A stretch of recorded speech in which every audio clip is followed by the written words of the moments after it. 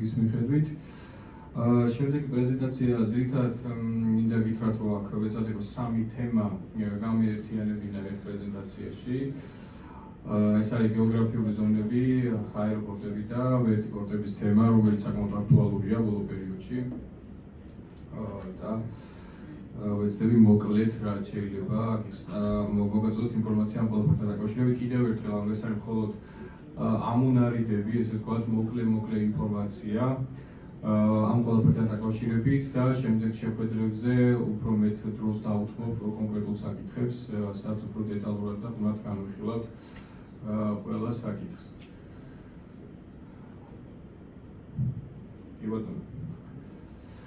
ერთ-ერთი მნიშვნელოვანი ფაქტორი არის გეოგრაფიული ზონები, ესეთი ტერმინი, რომელიც არის განსაზღვრული როგორც ევრორეგულაციებში, 957 რეგულაციაში, ასევე ჩვენს რეგულაციაში 156 რეგულაცია, რომელიც მისი ესე ვთქვათ ტრანსპოზიცია და მე-15 ბუქში და ეს გეოგრაფიული ზონები, ესე ვთქვათ, არის კონკრეტული ლოკაციები თავისი გეოგრაფიული კოორდინატებით და საჰაერო სივრცის ფარგლებით,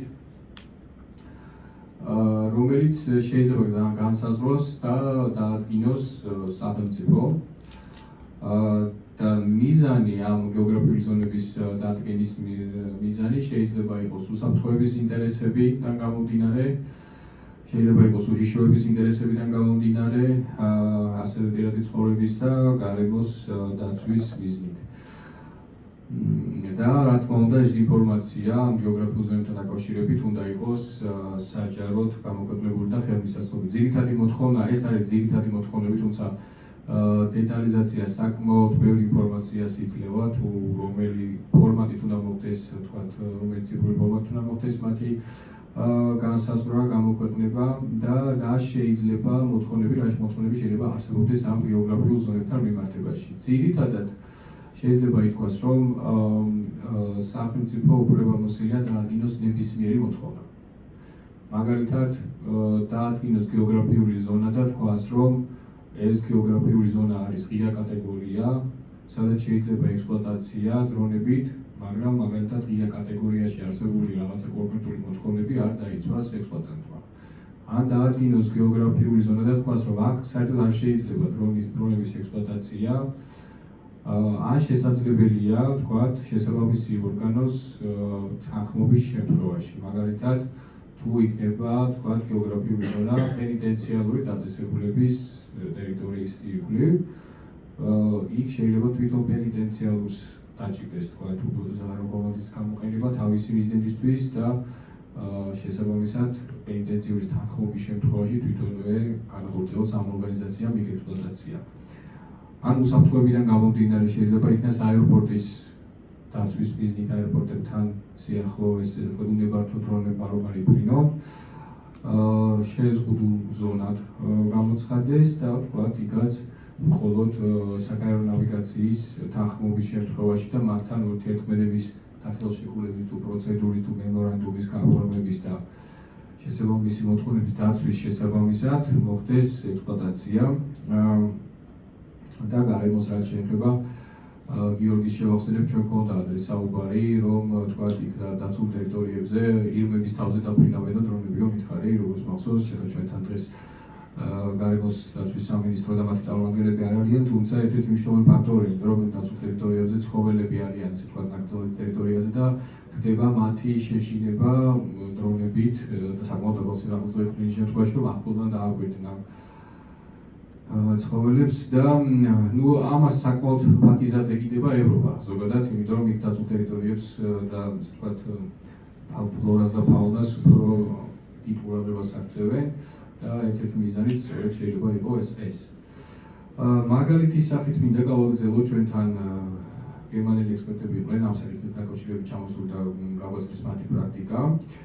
ესე იგი, გერმანიაში რა გვაქვს, რა პრაქტიკა გვაქვს, რა არის მათი კანონმდებლობით განსაზღვრული როგორც გეოგრაფიული ზონა. გეოგრაფიული ზონას ასახად გულისხმობს ისეთ ზონას, სადაც მოგეთ ფრენა დაკავშირებულია გარკვეულ შეზღუდვებთან. ანუ ღია კატეგორიით იქ ფრენას ვერ შეძლებს ასახად შესაძლებელი შეიძლება იყოს იქ ფრენა გარკვეული უწყებებიდან, ან შესაბამისი თანხმობის მოპოვების შემთხვევაში, ან შეიძლება საერთოდ არ იყოს იქ ფრენა შესაძლებელი. კიდე ერთი განსხვავება, რაც მინდა აღვნიშნო, ჩვენ ვიცით, რომ დღეს ავიაციაში არსებობს ფრენისთვის შეზღუდული ან გრძელული არეები, სხვადასხვა ქვეყანაში სხვადასხვანაირად არის ეს ყველაფერი, რომელიც ძირითადად უკავშირდება საავიაციო უსაფრთხოების უზრუნველყოფას, ანუ მათი ძირითადი მიზანი არის ხოლმე, თუმცა შეიძლება უშიშროებიდანაც გამომდინარე ხდებოდეს ამ არეების განსაზღვრა, მაგრამ დრონებთან მიმართებაში, ანუ ეს გეოგრაფიული ზონები მხოლოდ დრონებზე ვრცელდება. ანუ ამ შემთხვევაში თუ ვთქვათ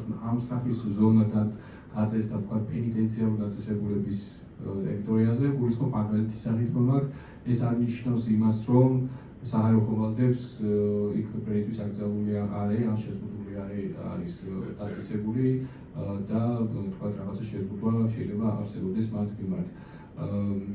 პარალელს ვალვებ უბრალოდ ჩვენთან არსებული საჰაერო სივრცის მოწყობის და სტრუქტურის წესთან დაკავშირებით. ვინაიდან დრონები ცოტა განსხვავებული სპეციფიკა, ამიტომ მხოლოდ უსაფრთხოება და უშიშროება შეიძლება არ იყოს და შეიძლება სხვა მიზეზებიდან გამომდინარე გახდეს საჭირო ან მოთხოვნილი იქნას შესაბამისი უწყებების მიერ, თქვათ შეიძლება გარემოს დაცვის სამინისტრო მოკმართლოს, რომ თქვათ ნაკრძალის ან რომელიმე დაცული ტერიტორიის თავზე გამოცხადდეს, გამოქვეყნდეს, თქვათ გეოგრაფიული ზონა, სადაც შესაძლებელი არ იქნება, ისე თქვათ ღია კატეგორიაში ექსპლუატაცია. გერმანიას რაც შეეხება, ეს არის აეროდრომები, რომლებიც არ არიან აეროპორტები. მათ შემთხვევაში მინიმალური მანძილი 1,5 კილომეტრი მათი ესე ვთქვათ ლოკაციიდან, ეს გეოგრაფიული ზონის რადიუსი. აეროპორტები, ინდუსტრიული ქარხნები, გადამამუშავებელი პენიტენციარული დაწესებულებები, სამხედრო დანიშნულების საწარმოები, ენერგიის ესე იგი წარმოების ქარხნები და გამონაწილებელი ქსელები, ესე იგი ავტომაგისტრალები და წყლის მაგისტრალები, ასევე სარკინიგზო ხაზები, დაცული ტერიტორიები, საცხოვრებელი, ასე ვთქვათ, ეზოსაცხოვრებელი ზონები, სადაც ვთქვათ, ვიღაცის ეზოში დაფრინავენ, ესე ვთქვათ, რო არ იფრინონ. გარეთ არსებული, ანუ ღია საცურაო აუზები და საბანაო ადგილები, ჰოსპიტლები და ის ლოკაციები, სადაც მიმდინარეობს სამუშაო ოპერაციები. აქ არის მაგალითი მოცემული გერმანიის მაგალითზე, აეროპორტის გასწვრივ არსებულ გეოგრაფიულ ზონასთან დაკავშირებით. პრინციპში აეროპორტიც აქ არის უფრო აეროდრომი, რომელიც არის აეროპორტი და ვხედავთ, რომ 1,5 კილომეტრია, ესე ვთქვათ, მანძილები დაშორება საზღვრებიდან და ფაქტიურად ამ ყვითელ ზონაში შესაძლებელი არის მხოლოდ შესაბამისი თანხმობის მოპოვების შემთხვევაში ფრენების განხორციელება. ეს ერთ-ერთ მიზანს საშუალებას წარმოადგენს მეთოდს, რომ მოხდეს თქვათ ექსპლუატანტების გაფრთხილება, რომ მათი ექსპლუატაცია არ შეუძლიათ. დღეს ვიცით, რომ თქვათ DJI-ის დრონებს ან სხვა დრონებსაც აქვთ სისტემურად აეროპორტების ზონების შეზღუდვების პროგრამაში შეყვანილი და დაახლოებით იგივე მესიჯს იღებს დისტანციური პილოტი, როდესაც აპირებს იქ ექსპლუატაცია განახორციელოს, მისდის მას შეტყობინება. თუმცა ჩვენ ვფიქრობთ, რომ სამომავლოდ საჭირო იქნება უფრო მეტად დაკონკრეტდეს ეს ყველაფერი და Airspace Coach-ის საიტის პრეზენტაცია რო გააკეთა ჩემმა კოლეგამ, აი ამ საიტის გამოყენებით გვინდა ასევე ციფრულ რეჟიმში ამ ზონების გამოქვეყნება საბოლოო ჯამში, რომ ხელმისაწვდომი იყოს ყველასთვის.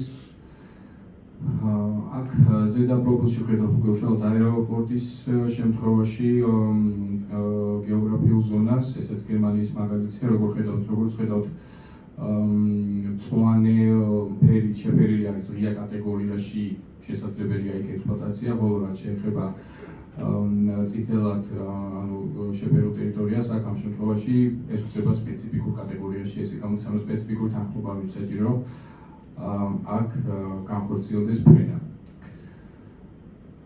ჩვენი მიზანია რაღაცა მსგავსი პრაქტიკის შემუშავება საფრანგეთს აქვს კიდე ძალიან კარგი მაგალითი და კიდე სხვა ქვეყნებსაც.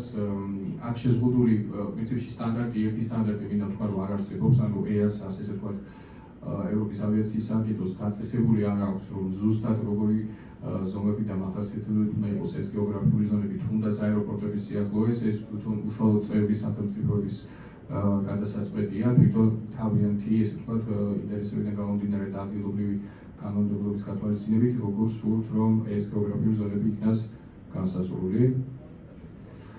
ავტომაგისტრალის გეოგრაფიული ზონის მაგალითია აქ მოყვანილი ამ შემთხვევაში, როგორც ხედავთ, სამაგისტრალური გზები ითვლება ასევე შეზღუდულ ფრენისთვის შეზღუდულ ზონად და იქ ფრენისთვის ამ ძირითადად ეს რისკიდან გამომდინარეა, იმიტომ რომ როგორც იცით ავტომაგისტრალებზე ავტომობილები გერმანიაში მით უმეტეს ავტობანზე საკმაოდ სწრაფი სიჩქარით გადაადგილდებიან და იქ იმ შემთხვევაში თუ მოხდება შეჯიბრება დრონის ჩამოვარდნის შემთხვევაში ანუ საკმაოდ დიდია იმის ალბათობა რომ საკმაოდ დიდი ზიანი მიადგეს თვითონ უშუალოდ ძღოლს, ავტომობილს ვინც ავტოს საშუალებას მართავს. არსებობს კიდე სხვა ბევრი მაგალითები, უფრო დეტალური ინფორმაცია ამასთან დაკავშირებით, რომელიც შეგვიძლია უკვე შემდეგ შეხვედრებში, უკვე ფოკუს გრუპებში განვიხილოთ, თქვა ჩვენ შემთხვევაში საქართველოში როგორ იქნება ეს ყველაფერი საჭირო რომ მოეწყოს. ამ სლაიდზე არის მოცემული გეოგრაფიული ზონები უკვე ევროკავშირის ქვეყნების მაგალითით.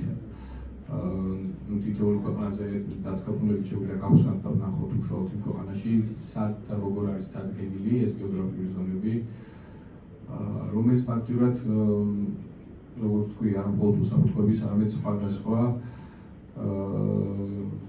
საჭიროებიდან გამომდინარე არის დადგენილი ქვეყნის მიერ და როგორც წესი ამას ადგენს სამოქალაქო ავიაციის სააგენტო შესაბამისი უწყებების მომართვის საფუძველზე და არსებული კანონმდებლობის საფუძველზე. კანონმდებლობამ უნდა განსაზღვროს რა შეიძლება იქნეს მიჩნეული გეოგრაფიულ ზონად. შემდეგი თემა, რაც ასევე მნიშვნელოვანია, ანუ სულ რამოდენიმე სლაიდში ჩავატირე, ეს არის დრონებთან ბრძოლა უშუალოდ აეროპორტების სიახლოვეს. ბრძოლა ცოტა ისეთი ნათქვამია, ანუ აქ რეალურად იმის რისკი, რომ საჰაერო ხომალდთან მოხდეს შეჯაფება უფრო მაღალია, ვინაიდან აეროპორტების სიახლოვეს, როგორც ვიცით, საჰაერო ხომალდები საკმაოდ დაბალ სიმაღლეზე ან დაფრენას ახორციელებენ, ან აფრენას ახორციელებენ და დრონების უმეტესობაც უფრო დაბალ სიმაღლეებზე ახდენს ექსპლუატაციას, შესაბამისად საჰაერო რისკები აქ უფრო მაღალია. აქ გვაქვს ორი სახის ესე ვთქვათ, ორი სახის რისკი, როგორც უსაფრთხოებიდან, საავიაციო უსაფრთხოებიდან გამომდინარე, ასევე საავიაციო უშიშროებიდან გამომდინარე, როგორც ვიცით, აეროპორტები არის დაცული ზონები, შესაბამისად იქ მოხვედრა შესაძლებელია მხოლოდ შესაბამისი პროტოკოლის, შესაბამისი პროცედურის გავლით და დრონებით შესაძლებელია ყველაფრის გვერდისავლა და შესაძლებელია იქნეს გამოყენებული დრონები ესე ვთქვათ, მართლმსაჯულებელი ქმედების განხორციელების მიზნით. შესაბამისად, ეს სლაიდი არის ამოღებული ერთ-ერთი სახელმწიფო დოკუმენტიდან, Counter UAS Action Plan EASA-ს, სადაც საუბარია 4 ესე ვთქვათ, ძირითადი უწყების ჩართულობაზე, იმისთვის რომ მოხდეს პრევენცია. აქ არის საუბარი თვითონ უშუალოდ აეროპორტის უშიშროების და აეროდრომის უსაფრთხოების სამსახურის უშუალო მონაწილეობა, ჩართულობა ამ საკითხში, ასევე უშუალოდ იმ კომპანიების, რომლებიც ოპერირებას ახდენენ აეროპორტებში, ავიაკომპანიებს გულისხმობ, ვინაიდან დღეს ყველამ ვიცით ავიაციაში მით უმეტეს რომ მოქმედებს საავიაციო მოდულთა შეტყობინების სისტემა, რაც ითვალისწინებს იმას, რომ პილოტებს და ასევე ავიაკომპანიის სხვა პერსონალს შეუძლია ინფორმაცია მიაწოდოს შესაბამის უწყებებს იმ შემთხვევაში თუ მოხდება მათ მიერ დრონის აღმოჩენა აეროპორტის ტერიტორიაზე და მithmetes თუ დაფიქსირდა რაიმე ინციდენტი ან შემთხვევა. ასევე არანაკლებ მნიშვნელოვანი როლი აკისრია საერნაოსნო მომსახურებას, ვინაიდან საერნაოსნო მომსახურება არის ის ორგანო, რომელიც ფაქტიურად არეგულირებს ფრენებს უშუალოდ აეროპორტის სიახლოვეს. აქ UTM-იც არის ნახსენები, UTM-ი, ATM-ი Air Transport Management და UTM-ი ამ შემთხვევაში არის Unmanned Aircraft Transport Management, ახალი ტერმინოლოგია, ამასთან დაკავშირებით გვექნება საუბარი. და ერთ-ერთი ასევე მნიშვნელოვანი უშიშროებიდან გამომდინარე, ჩვენ როგორც ვიცით, აეროპორტებში გვაქვს ესე იგი სავაგებო ვითარებაში მოქმედების გეგმები და ამ გეგმების მიხედვით გვაქვს ორი პროცედურა. თუ საავიაციო შემთხვევის დროს გვაქვს საავიაციო უსაფრთხოებიდან გამომდინარე შემთხვევა, ამ შემთხვევაში ძირითადად სიტუაციას ხელმძღვანელობს აეროპორტების მენეჯმენტი, ხოლო იმ შემთხვევაში თუ გვაქვს საავიაციო უშიშროებიდან გამომდინარე საწინააღმდეგო მოქმედებასთან დაკავშირებული მოვლენა, ამ შემთხვევაში მოვლენაზე რეაგირებას და მოვლენის მენეჯმენტს და მართვას თავის თავზე იღებს შინაგან საქმეთა სამინისტრო. ამიტომ დრონების შემთხვევაშიც მნიშვნელოვანია ამ 4 სუბიექტის, როგორც აეროპორტების, აეროდრომის სამსახურის და ზოგადად აეროპორტების უშიშროების სამსახურის, ასევე ავიაკომპანიების, რომლებიც იქ ექსპლუატაციას ახორციელებენ, ასევე სარანაოსნო მომსახურების ორგანოს და მით უმეტეს ძალოვანი უწყებების, ამ შემთხვევაში აქ ნახსენებია Law Enforcement Authorities, ამ 4 ესე ვთქვათ სუბიექტის კოორდინაცია, ურთიერთთანამშრომლობა იმისთვის, რომ მოხდეს სრულფასოვანი ესე ვთქვათ რეაგირება და დაცვა აეროპორტების ეგრეთ წოდებული უნებართვო დრონებისგან. რაც შეეხება სახელმძღვანელო დოკუმენტაციას, არაერთი სახელმძღვანელო დოკუმენტაცია არსებობს ამ მიმართულებით, მხოლოდ რამოდენიმე საუბრიშნავა აქ და იქიდანაც მხოლოდ ერთი ორი სლაიდით და დეტალურად შეგვიძლია შემდეგ განვიხილოთ. ანუ ვიცით, ცნობილი ფაქტები აგენტებში მოხდა თქვათ იქ დრონების დაფიქსირება, კიდე რამოდენიმე ფაქტის მაგალითია. ამ ყველაფრის საფუძველზე მოკლედ ევროპის ავიაციის უსაფრთხოების სააგენტომ შექმნა ფოკუს ჯგუფი, რომელმაც იმუშავეს ეგრეთ წოდებულ დრონების ინციდენტის მართვის სახელმძღვანელო დოკუმენტზე და გამოიცა EASA-ს მიერ. არის 3 ნაწილი. პირველი ნაწილი არის ხელმისაწვდომი ყველასთვის, მეორე და მესამე ნაწილი ყველასთვის ხელმისაწვდომი არ არის და უბრალოდ ჩვენ გვაქვს, მაგრამ შეგვიძლია მხოლოდ შიდა მოხმარებისთვის გამოვიყენოთ. საკმაოდ ვრცელი დოკუმენტია და აქ საუბარია უკვე სქემატურად და ძალიან დაწვრილებით, როგორ უნდა მოხდეს აეროპორტების, ესე ვთქვათ, დაცვა უნებართვო დრონებისგან. იმიტომ რომ სწავლა უდევს ამ ყველაფერს უკან, სადაც ეხლა აქ უბრალოდ ვერ ჩამეტიე სლაიდები, ზუსტად არის დათვლილი და დაანგარიშებული, თქვათ, რომელი ტიპის საჰაერო ხომალდთან და ყველა კატეგორია თითქმის მოყვანილი, რა სახის დრონის შეჯახება, რა დაზიანება შეიძლება გამოიწვიოს და რა შედეგი შეიძლება დადგეს. და ამის საფუძველზე საჭირო გახდა, რომ მომხდარიყო შესაბამისი პრევენციული ღონისძიებების შემუშავებისთვის საჭირო სახელმძღვანელო დოკუმენტაციის შემუშავება. ანუ ჯგუფში ვფიქრობ, რომ ერთ-ერთი ასე ვთქვათ გოლი იყო ფოკუს გრუპა ზუსტად ეს აეროპორტები, აეროდრომები და ვერტიპორტები. ამ ეს ნაწილი იქნება მნიშვნელოვანი საკითხით, რომ ამაზე გაკეთდეს შესაბამისი რეკომენდაციები, წინადადებები, როგორ შეიძლება ეს იქნეს უზრუნველყოფილი. ეს ამოღებულია ზუსტად ამ სახელმძღვანელო დოკუმენტიდან. აქ არის სხვადასხვა მოწყობილობის კოორდინაციაზე საუბარი და ზოგადად სახელმძღვანელო დოკუმენტში მოცემულია სრულად დაწვრილებით ინფორმაცია ინციდენტის აღმოჩენიდან, მის დასრულებამდე და შემდეგ პრევენციული ღონისძიებების გატარების ჩათვლით რა ქმედებები უნდა განხორციელდეს სხვადასხვა უწყებების მიერ და ზედმეტად ნახსენებია 4 უწყება, რომელიც უნდა იქნეს ჩართული ამ ასე ვთქვათ აეროპორტების სიახლოვეს დრონების პრევენციის საკითხში. ერთ-ერთი მნიშვნელოვანი ესე ვთქვათ დოკუმენტი, რომელიც ინტერპოლის მიერ არის შემუშავებული, ესეც უკავშირდება დრონების ინციდენტთან დაკავშირებულ ესე ვთქვათ ქმედებებს, რომელიც უნდა იქნეს განხორციელებული ძალოვანი უწყებების მიერ. აქ ძირითადად საუბარია ამ დოკუმენტში, საკმაოდ ძლიერი დოკუმენტია ციფრული მტკიცების მოპოვებასთან დაკავშირებით, როგორ უნდა მოხდეს დრონების ესე ვთქვათ ინციდენტის მოკვლევა, როგორ უნდა მოხდეს თქვათ შესაბამისი ინფორმაციის მოპოვება, რომელსაც ციფრული ინფორმაცია ძირითადად დრონის საკმაოდ ბევრი ციფრული ინფორმაციას ინახავს მის როგორც არგესიერებაში, ასევე ვირტუალურში და cloud-ში, ანუ Google-ში.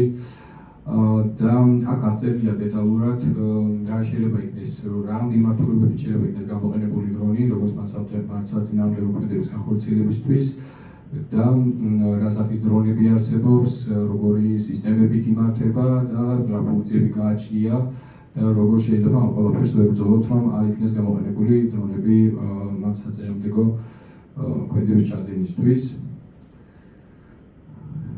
ასევე ერთ-ერთი მნიშვნელოვანი დოკუმენტი, რომელიც Airport Council's International-მა გამოსცა, ასევე უკავშირდება დრონებს აეროპორტების სიახლოვეს.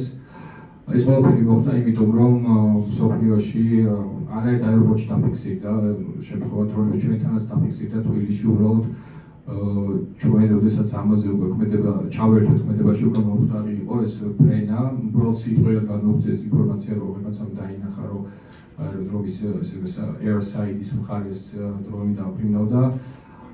სხვათა შორის შეტყობინებაც არის შემოსული, უბრალოდ იქ არ ფიქსირდება ზუსტად დრონი იყო თუ საჰაერო ბუშტი აეროპორტებთან ახლოს, ჩვენთან ინფორმაცია შემოვიდა. და ასევე კვლევაში, რომელიც ჩატარდა, იქ ნახსენებია ერთ-ერთი აქტივობა და რეკომენდაციად, რომ აეროპორტებში დრონების ფრენასთან დაკავშირებით საჭირო ქმედებების განხორციელება იქნება ერთ-ერთი პრიორიტეტად. აქედან გამომდინარე, ეს ერთ-ერთი დოკუმენტი, რომელიც ACM შეიმუშავა, ასევე საუბრობს ჩართულობაზე იმ უწყებების, რომელმაც ფაქტობრივად უნდა განახორციელონ ქმედებები აეროპორტების ზონაში დრონების, ესე ვთქვათ, ფრენის არაავტორიზირებული დრონების ფრენების შემთხვევაში და იძლევა კონკრეტულ რეკომენდაციებს. აქ ასევე განსაზღვრულია სხვადასხვა უწყებების უფლებები და ასე ვთქვათ, უფრო მეტად პასუხისმგებლობები, ვთქვათ, აეროპორტის შემთხვევაში და ზონების შემთხვევაში, როგორ ხდება თქვა შესაბამისი რეაგირების განხორციელება და ასევე კოორდინაცია სხვადასხვა უწყებებთან და შესაბამისი, ესე ვთქვათ, უსაფრთხოების სქემის შექმნა, საკმაოდ ძლიერი დოკუმენტია ესეც და მოიცავს ძალიან ბევრ რეკომენდაციას ამასთან დაკავშირებით. ანუ ეს პირველი ორი თემა, რაც შეეხებოდა უშუალოდ გეოგრაფიულ ზონებს და აეროპორტებში არასანქციონირებული დრონების თან ბრძოლას, რამოდენიმე სლაიდში რაც შეგვიძლია ჩავატიეთ. შემდეგი თემა არის ვერტიპორტები. დღეს უკვე ვახსენე და ალბათ თქვენც იცით და არც განვითარებებს ადენებ თვალყურს უბრალოდ ავიაციასთან დაკავშირებით.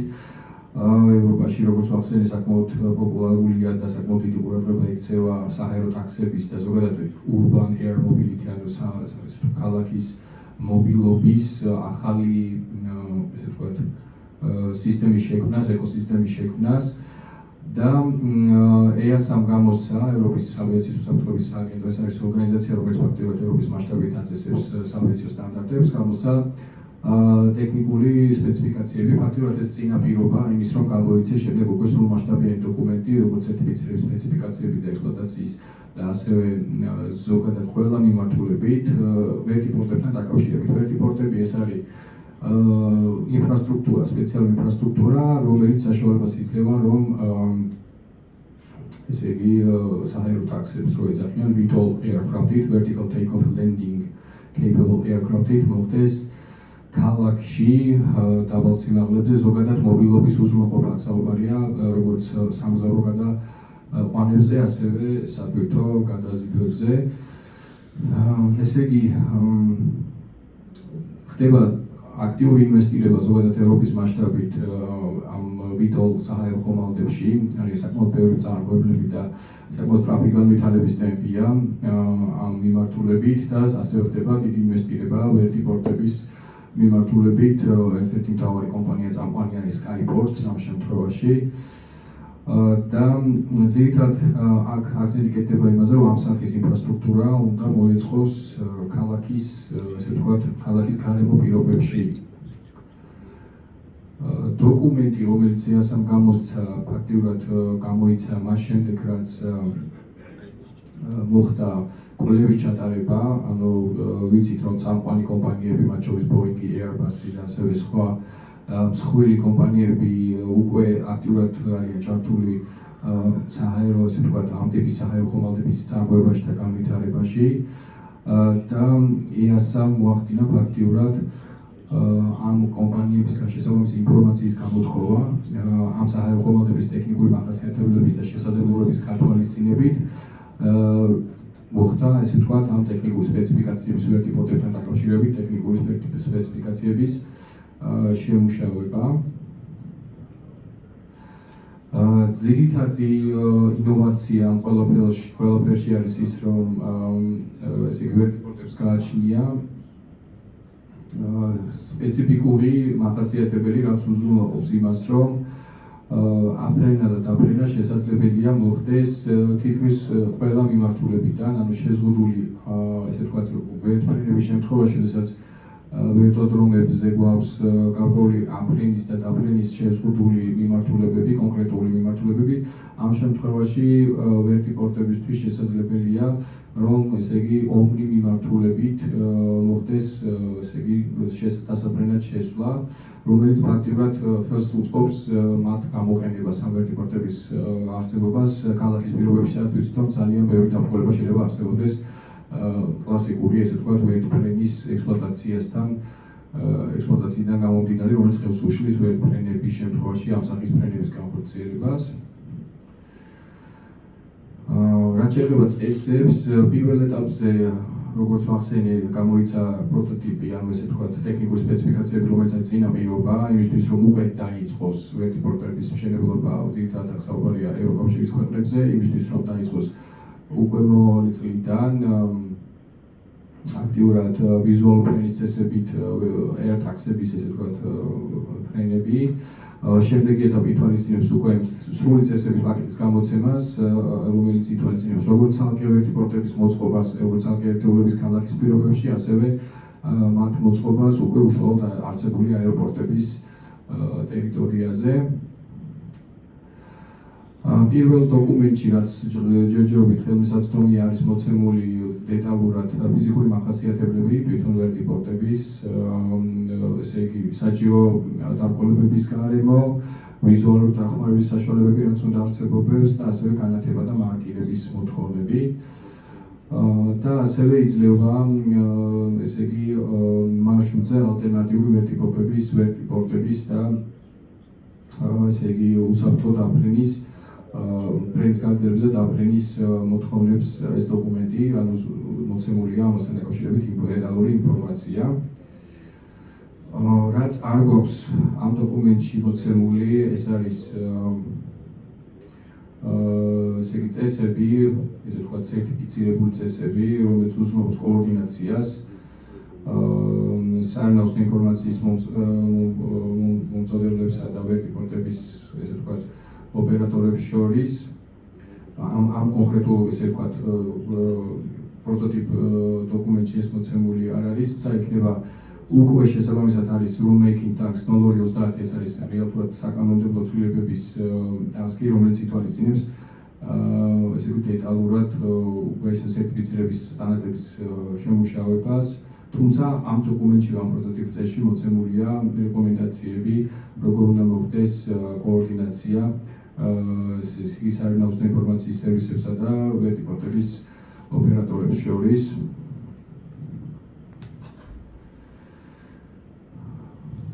როგორც ვახსენე, ანუ მეორე ეტაპზე მოხდება უკვე დეტალური სრული სარეგულირებელი დოკუმენტის შემუშავება, რომელიც უკვე განსაზღვრავს ესე ვთქვათ, შემუშავების, სერტიფიცირების, ექსპლუატაციის და ზედამხედველობის საკითხებს ვერტიპორტებთან დაკავშირებით.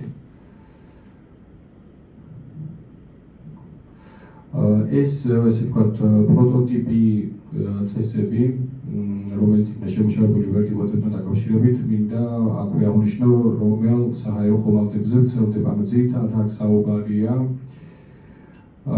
პილოტირებად და არაპილოტირებად, ესე ვთქვათ, საჰაერო ხომალდებთან პირველ ეტაპზე დაგეგმილია, რომ ეს ვერტიკალური აფრენის და დაფრენის მქონე AirTags-ები იქნება პილოტირებადი, ანუ პილოტი იქნება ბორტზე თუმცა შემდეგ ეტაპზე უკვე დაგეგმილია უშუალოდ უკვე უპილოტო საჰაერო ხომალდებით პილოტის გარეშე ამ სახის სერვისის შეთავაზება. როგორც აღნიშნე, ეს მახასიათებლები ამ ვერტიპორტებისთვის ძირითადად შემუშავებულია ვიზუალური ფრენის წესებით, ფრენების განხორციელებისთვის და რაც შეეხება უშუალოდ ვიტოლ საჰაერო ხომალდს აქვს სხვა სერტიფიცირების ორი კატეგორია, ეს არის ეწოდებული enhanced კატეგორია და basic კატეგორია. ორივე შემთხვევაში გვაქვს გარკვეული მოთხოვნები, რაც ითვალისწინებს იმას, რომ enhanced კატეგორიის შემთხვევაში ამ საჰაერო ხომალდებით მოხდება კომერციულად მგზავრების გადაყვანა და basic კატეგორიის შემთხვევაში ძირითადად საუბარია ამ ტიპის საჰაერო ხომალდებით არაკომერციული ექსპლუატაცია, არაკომერციული მიზნით მათი გამოყენება, როდესაც ვიღაცა პირადი ბიზნესისთვის იყენებს ამ საჰაერო ხომალდებს. ზოგადად ამ საჰაერო ხომალდების სერტიფიცირება დღესდღეობით უკვე დაწყებულია, არსებობს სპეციალური პირობები, რომელიც გამოიცა EASA-ს მიერ და ამ special conditions ესე ქვია და არსებობს ასევე means of compliance to special conditions. ამ ესე ვთქვათ, სანამ ისინი გადაიქცევა სერტიფიცირების სპეციფიკაციებად, ამ ესე ვთქვათ, სპეციალური პირობების airworthiness სტანდარტები არსებობს, რომელიც მიხედვითაც უკვე დაწყებულია რამოდენიმე აეროთაქსის სერტიფიცირება, მათ შორის არის ერთ-ერთი ცნობილი ველოკოპტერი, რომელიც არის გერმანული წარმოების და enhanced კატეგორია ამ შემთხვევაში გულისხმობს კატეგორიას, რომელიც ითვალისწინებს კომერციულ ექსპლუატაციას, ზუსტად იგივე როგორც ვერტფრენების შემთხვევაში პირველი კლასის მახასიათებლების მქონე ვერტფრენის გამოყენებისას ხდება. და ეს უზრუნველყოფს უსაფრთხოების ყველაზე მაღალ დონეს, როდესაც ხდება კომერციული გადაყვანა გადაწყვეტების განხორციელება მგზავრებთან ერთად.